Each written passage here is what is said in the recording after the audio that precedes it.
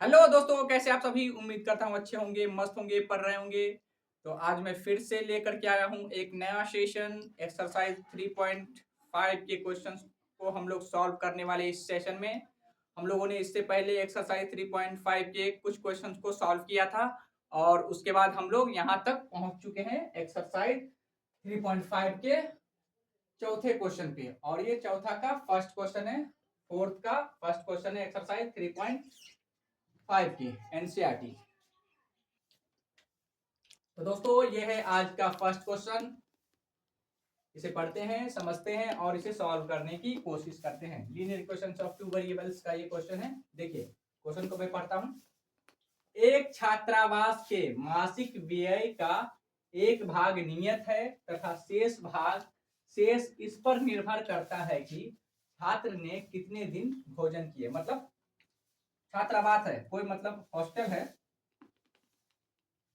Hostel का खर्चा इस बात पे निर्भर करता है कि हॉस्टल का फी तो लगता ही है, ठीक है। फी चार्ज तो लगता ही है, प्लस फूड का भी पैसा लगता है। और फी का मान लेते हैं कि 500, मान लेते हैं कि 1000 हॉस्टल का फी है, ठीक है। और प्लस फूड का क्या है, मान लेते हैं 50 रुपए प्रत्येक दिन का, एवरी डे 50 रुपए। तो मान लो अगर किसी बच्चे ने 20 दिन खाना खाया है तो उसे टोटल कितने पैसे देने पड़ेंगे। तो ये 1000 रुपए तो फीस तो उसे देना ही पड़ेगा, प्लस ये भी देना पड़ेगा। मतलब 2000 रुपए टोटल उसे देना पड़ेगा। ये बात अगर आप समझ में आ रहा है तो ये पहले लाइन को आप समझ जाएंगे। एक बार फिर से मैं पढ़ के सुना देता हूँ। एक छात्रावास के मासिक व्यय, व्यय मतलब होता है खर्च, ठीक है। व्यय मतलब होता है खर्च। एक छात्रावास का मतलब होता है हॉस्टल। मासिक खर्च जो है का एक भाग नियत है, मतलब एक भाग फिक्स है, मतलब फिक्स है। और शेष भाग इस पर निर्भर करता है कि छात्र ने कितने दिन खाना खाया है, ठीक है। एक भाग तो फिक्स है, जो फीस है वो फिक्स है। हॉस्टल का मान लेते कुछ भी फिक्स फी है वो फिक्स है। और बच्चा जितने दिन खाना खाता है उसका अलग पैसा लगता है। बात पहला लाइन का ये मतलब है, ठीक है। अब उसके बाद कह रहा है कि जब एक विद्यार्थी ए कोई विद्यार्थी है 20 दिन खाना खाता है तो वो 1000 रुपए उसको देना पड़ता है हॉस्टल में, ठीक है। छात्रावास, जब एक विद्यार्थी एक को 20 दिन भोजन करता है, 1000 रुपए छात्रावास के व्यय के लिए अदा करता है। मतलब 1000 रुपए उसे देने पड़ते, ठीक है। उसके बाद है कि एक विद्यार्थी, एक स्टूडेंट बी है जो 26 दिन भोजन करता है, तो छात्रावास के लिए खर्चा उसे 1180 रुपए देने पड़ते हैं। तो कह रहा है कि हॉस्टल का जो नियत खर्चा था, मतलब फिक्स खर्च, और प्रतिदिन एक दिन का कितना खर्च लग रहा है वो हम लोगों को कैलकुलेट करना है, ठीक है दोस्तों। तो क्वेश्चन समझ में आया है। अब इसे हम लोग सॉल्व करते हैं मेथड लगा के। कौन सा? Linear equations of two variables, दो चर वाले रैखिक समीकरण का मेथड लगाते हैं। तो देखिए एक नियत व्यय है, मतलब फिक्स खर्चा है। तो मान लेते हैं, माना कि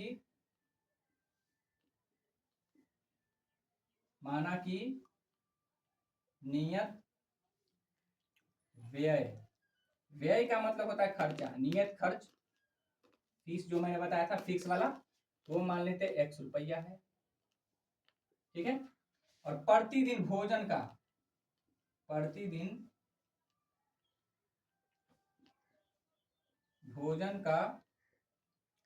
खर्च मान लेता हूं ₹Y है। एक दिन भोजन का खर्च ₹Y है, ठीक है। अब देखते हैं, पहला लाइन को पढ़ते हैं। एक विद्यार्थी ए है, ए कितने दिन भोजन करता है? 20 दिन भोजन करता है। तो 20 दिन भोजन करता है तो उसे 1000 रुपए देने पड़ते हैं। तो देखिए अगर विद्यार्थी ये है, प्रश्न के अनुसार चलेंगे, प्रश्नानुसार, प्रश्न जो कह रहा है उसके अनुसार हम लोग चलते हैं। प्रश्न कह रहा है 20 दिन बच्चा भोजन खाता है, तो 20 दिन भोजन करता है तो हॉस्टल का फिक्स वाला जो चार्ज है वो तो देना ही पड़ेगा, मतलब X देना ही पड़ेगा। एक दिन का खर्चा है Y, एक दिन का भोजन का खर्चा है Y। तो बच्चा 20 दिन भोजन करता है तो 20 दिन का खर्चा कितना हो जाएगा? 20Y। और टोटल लेकर के 1000 रुपए उसे देने पड़ते हैं। ये फिक्स वाला है और ये भोजन का है, दोनों मिलाकर के 1000 रुपए उसे देने पड़ते हैं। तो देखिए ये इक्वेशन क्या बन गया? X plus 20y is equal to 1000। ये फर्स्ट इक्वेशन बन गया। उसी प्रकार एक बच्चा बी है जो 26 दिन भोजन करता है। तो देखिए 26 दिन भोजन करे या 25 दिन, एक जो फिक्स वाला पैसा वो तो देना ही पड़ेगा। और एक दिन का वाई रुपया खर्चा है खाना का, तो 26 दिन खाना खाता है और टोटल मिलाकर 1180 रुपये उसको देना पड़ता है बी वाले बच्चे को। ठीक है, तो देखिए एक क्वेश्चन कैसा बन जाएगा, x plus 26y is equal to. Okay दोस्तों, ये हो गया सेकेंड इक्वेशन। अब जब इक्वेशन बन गया तो हम लोग इसे आराम से सॉल्व कर सकते हैं। तो लीजिए इक्वेशन को हम लोग सॉल्व कर लेते हैं। ये फर्स्ट है,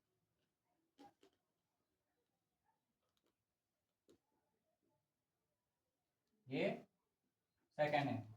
क्या लिखेंगे, सिंपल घटाने पर। क्या लिखेंगे, घटाने पर। आइए घटाते हैं।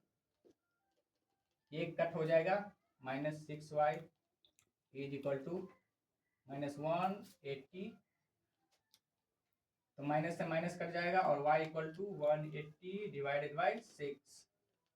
तो y इक्वल टू कितना हो जाएगा, 30 रुपया। जब y इतना आ गया तो हम लोग x भी कैलकुलेट कर सकते हैं।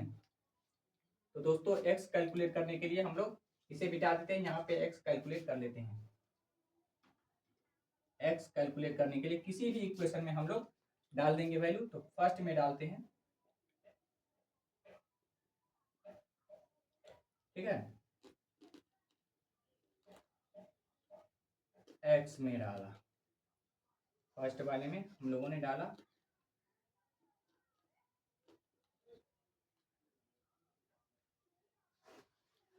ये 1000। तो 1000 माइनस 600, तो x इक्वल टू कितना आ गया, 400।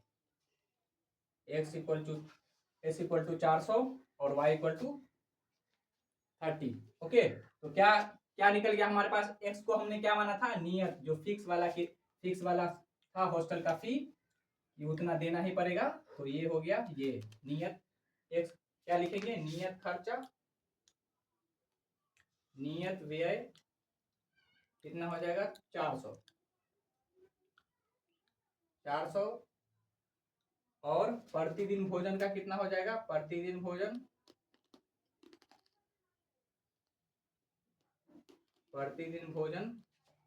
खर्च कितना हो जाएगा, तो 30 रुपए। ये दोनों रुपए में, ये देखिए नियत खर्चा 400 और प्रतिदिन भोजन का खर्चा 30 रुपए बच्चे को देने पड़ेंगे। ये था पहला क्वेश्चन। अब हम लोग सेकंड क्वेश्चन की ओर चलते हैं, तो नोट कर लीजिए। ये क्वेश्चन नंबर 4 का सेकंड है। तो पढ़ते हैं इस क्वेश्चन को और सॉल्व करते हैं। ठीक है दोस्तों, तो देखिए एक भिन्न 1/3 1/3 हो जाती है जब उसके अंश में से एक घटाया जाता है, और वह 1/4 हो जाती है जब हर में 8 जोड़ दिया जाता है। तो भिन्न ज्ञात कीजिए। देखिए 5/11 ये कोई भिन्न है, तो ऊपर वाले को कहते हैं अंश, ये सभी को पता होगा, और नीचे वाले को कहते हैं हर। भाई क्वेश्चन क्या कह रहा है, उसकी भावनाओं को समझते हैं। कह रहा है कोई भिन्न है, तो मान लेंगे पहली बात की कोई भिन्न है, तो मान लेंगे कोई भिन्न है, माना कि ये भिन्न बराबर क्या है, x डिवाइडेड बाय y। अब क्वेश्चन जो कह रहा है वो कर देंगे हम लोग प्रश्न अनुसार। जो प्रश्न कहेगा वो हम लोग कर देंगे। उसके अंश में एक घटाया जाता है, तो अंश क्या होता है, ऊपर वाला। ठीक है, अंश में घटाया जाता है तो वो 1/3 हो जाता है। और उसके बाद क्या है,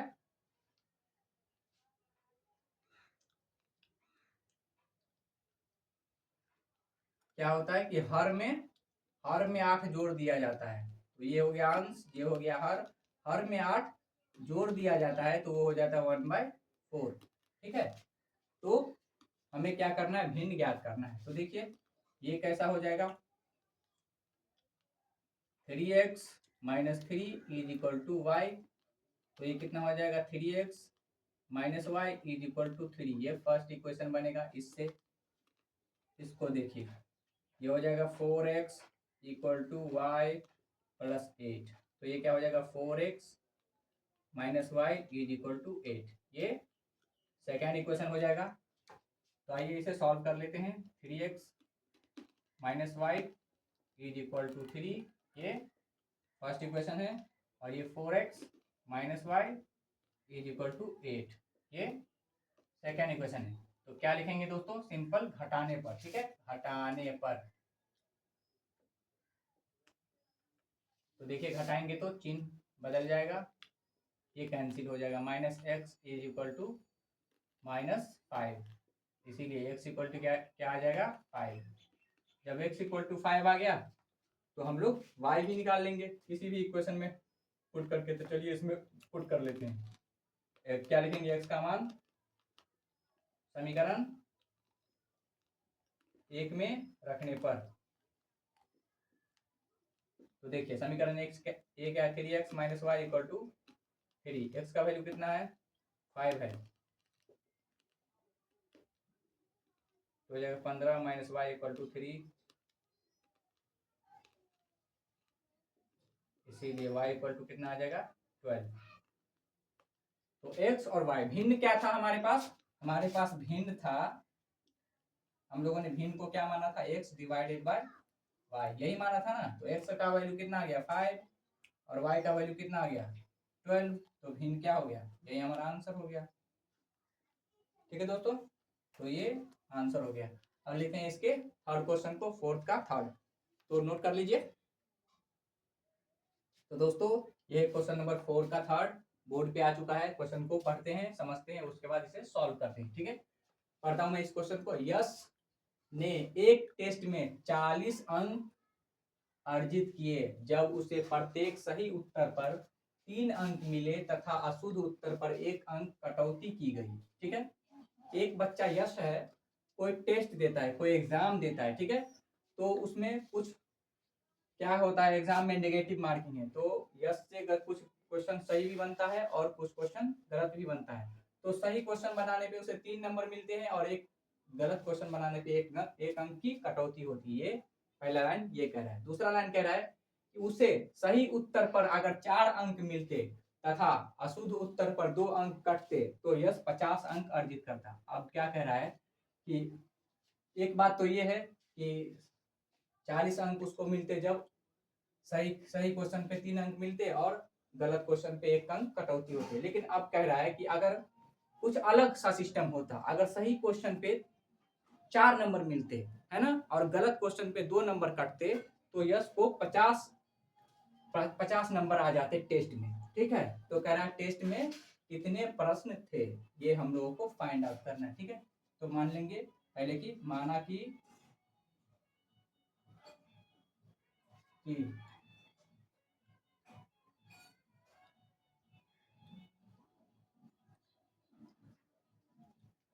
माना कि सही प्रश्नों की संख्या यश द्वारा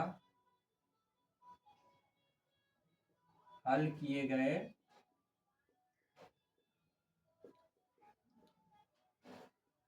सही प्रश्नों की संख्या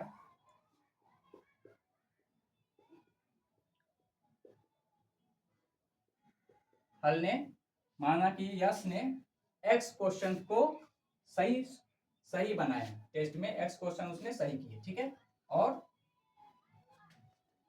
अशुद्ध मतलब गलत, अशुद्ध प्रश्नों की संख्या y। ये कौन सा प्रश्न है जो यश ने गलत कर दिए। ठीक है, जो यश ने गलत कर दिए टेस्ट में, ये वो प्रश्न है y और जो सही किए वो है x। ठीक है, अब प्रश्न अनुसार जो कह रहा है वो हम लोग कर देंगे। तो देखिए प्रश्न अनुसार प्रश्न जो कह रहा है वो कर देंगे हम लोग। कह रहा है कि एक सही क्वेश्चन पे 3 नंबर मिलते हैं ना, तो सही क्वेश्चन कितना है x और एक क्वेश्चन पे 3 नंबर मिलते। ठीक है, तो ये हो गया इतना। लेकिन कट कितना जाता है क्वेश्चन, कुछ गलत भी तो करता है यस, तो यस वाई क्वेश्चन गलत करता है और एक गलत पे एक नंबर कटते हैं और उसको मिलता कितना है पहली बार में 40 अंक मिलते हैं। ठीक है, तो ये हो जाएगा 3x minus Y equal to 40। तो ये पहला इक्वेशन है। सेम उसी प्रकार से यस को अगर 4 नंबर सही क्वेश्चन के मिलते और 2 नंबर कटते गलत पे तो कितना नंबर आ जाता, 50 नंबर आ जाता। तो देखिए ये हो जाएगा 4x minus 2y is equal to 50। ठीक है, तो अब ये सेकेंड इक्वेशन आ गया। अब इसे हम लोग इजी से सॉल्व कर लेंगे। क्या होगा, देखिए यहाँ पे इन दोनों को देखिए इसको 2 से मल्टीप्लाई करना पड़ेगा। तो देखिए 2 से मल्टीप्लाई करने के बाद ये हो जाएगा 6x minus 2y is equal to 80। ये फर्स्ट इक्वेशन है 2 से मल्टीप्लाई करने के बाद। और ये 4x minus 2y is equal to 50। Simple क्या लिखेंगे, घटाने पर, दोनों के पास सेम चिन्ह है तो क्या लिखेंगे, घटाने पर। तो आइए घटा लेते हैं, माइनस प्लस और ये माइनस, ये खत्म हो जाएगा, ये हो जाएगा 2x और ये हो जाएगा 30। इसीलिए x इक्वल टू कितना आ जाएगा 30 डिवाइडेड बाई 2 तो हो जाएगा 15 मतलब 15। ठीक है, और y का वैल्यू कितना आ जाएगा, तो किसी में भी डाल करके y का वैल्यू हम लोग कैलकुलेट कर लेंगे। तो एक में डाल देते हैं ना, 3x minus Y equal to 40। ये क्या है, समीकरण 1 है, इसमें डाल देते हैं।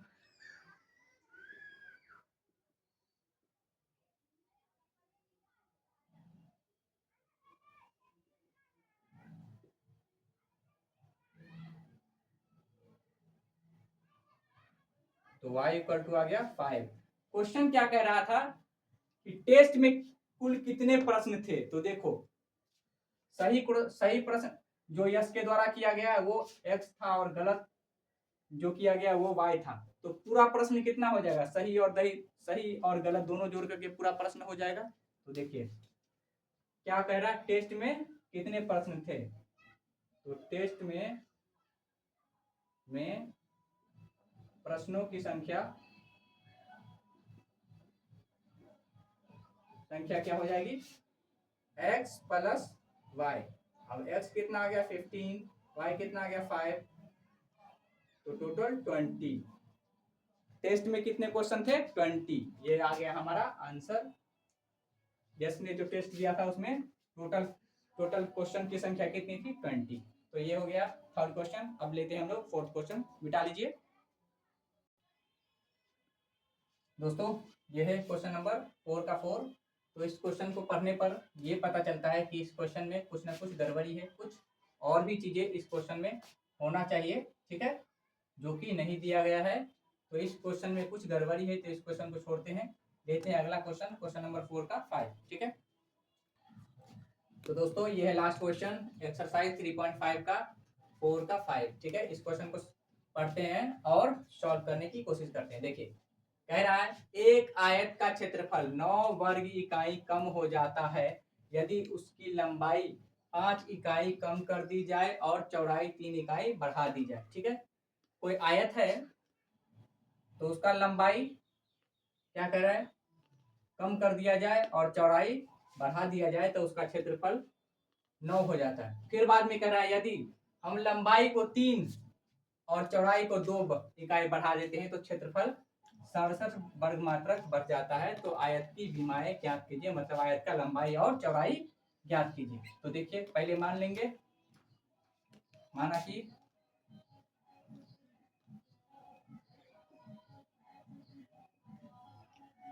आयत की लंबाई x मीटर, x इकाई है ना, और चौड़ाई y। ठीक है, तो देखिए तो क्षेत्रफल क्या हो जाएगा, क्षेत्रफल क्या होता है आयत का, लंबाई गुना चौड़ाई। तो देखिए क्षेत्रफल हो जाएगा x गुना y। अब क्या कह रहा है, यदि लंबाई 5 कम कर दिया जाए और चौड़ाई 3 बढ़ा दिया जाए तो क्या हो जाएगा, नया लंबाई क्या हो जाएगा, लंबाई कितना कम कर दिया जाता है, 5 कम कर दिया जाता है, लंबाई 5 कम कर दिया गया और चौड़ाई 3 बढ़ा दिया गया, चौड़ाई में 3 बढ़ा दिया गया, तो क्षेत्रफल क्या हो गया, क्षेत्रफल कितना हो गया, तो क्षेत्रफल बढ़ गया, क्षेत्रफल कितना हो गया, 9 बढ़ गया। ठीक है, तो क्या होगा अब यहाँ क्षेत्रफल क्या हो जाएगा, अब नया क्षेत्रफल क्या हो जाएगा, नया वाला क्षेत्रफल हो जाएगा नया वाला लंबाई गुने नया वाला चौड़ाई।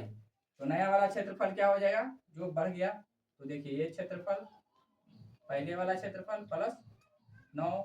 अब देखिए अब नया वाला क्षेत्रफल ये है, तो नया वाला लंबाई और नया वाला चौड़ाई, तो x minus 5 into y plus 3। ठीक है, तो ये पुराना वाला क्षेत्रफल हम लोगों ने निकाल रखा है, x y plus 9 is equal to, ये देखिए x y plus 3x minus 5y minus 15। तो देखिए एक्स वाई से एक्स वाई कैंसिल हो जाएगा और ये हो जाएगा 3x माइनस 5y और ये उस तरफ हो जाएगा 24। तो एक इक्वेशन आ जाएगा 3x minus 5y is equal to 24। ठीक है, ठीक है दोस्तों, ये क्वेश्चन कह रहा था कि लंबाई में 5 घटा देने पर और चौड़ाई में 3 बढ़ा देने पर क्षेत्रफल कितना 9 कम हो जाता है। ठीक है, तो 9 कम हो जाएगा यहाँ क्षेत्रफल, ये माइनस हो जाएगा। ठीक है, तो अब ये हो जाएगा 6, ये 6 हो जाएगा, ये 6, ये इक्वेशन फर्स्ट है। उसी तरीके से हम लोग सेकेंड इक्वेशन निकालेंगे सेकेंड लाइन पर भी। क्या कह रहा है, यदि लंबाई में 3 और चौड़ाई में 2 बढ़ा दिया जाए। अब क्या है, नया लंबाई क्या हो जाएगा x प्लस 3 और चौड़ाई नया वाला क्या हो जाएगा y प्लस 2। तो क्षेत्रफल क्या हो जाएगा, अब नया वाला क्षेत्रफल हो जाएगा नया वाला, तो क्षेत्रफल कितना बढ़ जाता है, 67 बढ़ जाता है, जितना पहले क्षेत्रफल था उससे 67 हो जाता है। और ये हो जाएगा लंबाई गुना चौड़ाई, क्षेत्रफल ये है और क्षेत्रफल ये पहले से कितना बढ़ गया, ये इतना। अब देखिए ये वाला क्षेत्रफल कितना है, एक्स वाई पहला वाला, तो इसे मल्टीप्लाई कर लेंगे एक्स वाई, ये 2x प्लस 3y और ये प्लस 6। अब देखिए एक्स वाई से एक्स वाई कैंसिल, ये 2x प्लस 3y, इसको इस तरफ लाएंगे तो 61, ये सेकेंड इक्वेशन है 61। ठीक है, तो अब एक इक्वेशन ये है, एक इक्वेशन ये है, दोनों इक्वेशन को हम लोग सॉल्व कर लेंगे, x और y का वैल्यू निकाल लेंगे, जो x हो जाएगा वो लंबाई हो जाएगा और जो y होगा वो चौड़ाई हो जाएगा। ठीक है दोस्तों, तो इसे मिटा लेता हूं और इसे सॉल्व कर लेते हैं हम लोग। इस इक्वेशन को यहाँ पे लिख लेते हैं 2x plus 3y equal to 61।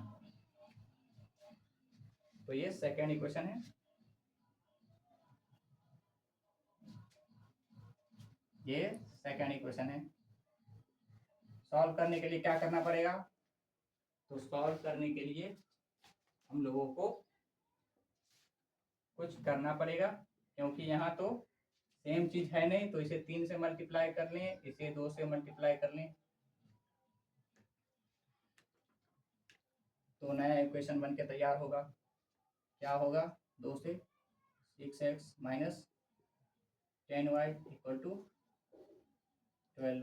3 से करेंगे तो ये हो जाएगा 6x माइनस ये प्लस है 9y इज इक्वल टू,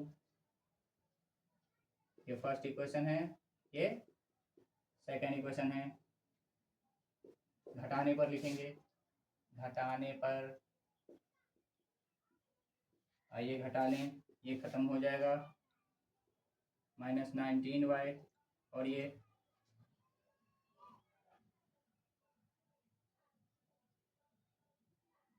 तो y इक्वल टू हो जाएगा 171 डिवाइडेड बाय 19, तो y इक्वल टू हो जाएगा 9। ठीक है, 19 नमा 171। तो इसी तरीके से हम लोग x भी निकाल लेंगे इस इक्वेशन में डाल करके।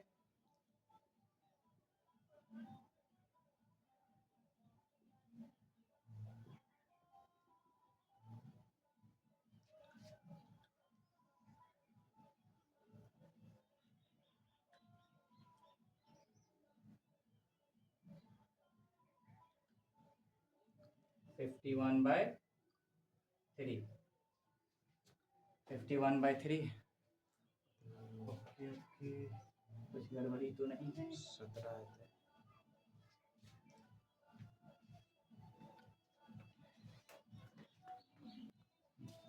अब इसे 17 या 51 तो x इक्वल टू 17, तो कितना हो जाएगा आंसर, क्या हो जाएगा हमारा, x को क्या माना था हमने, लंबाई, तो लंबाई कितना हो जाएगा 17, और चौड़ाई को माना था हमने y, तो y कितना आया 9, ये हो गया हमारा आंसर।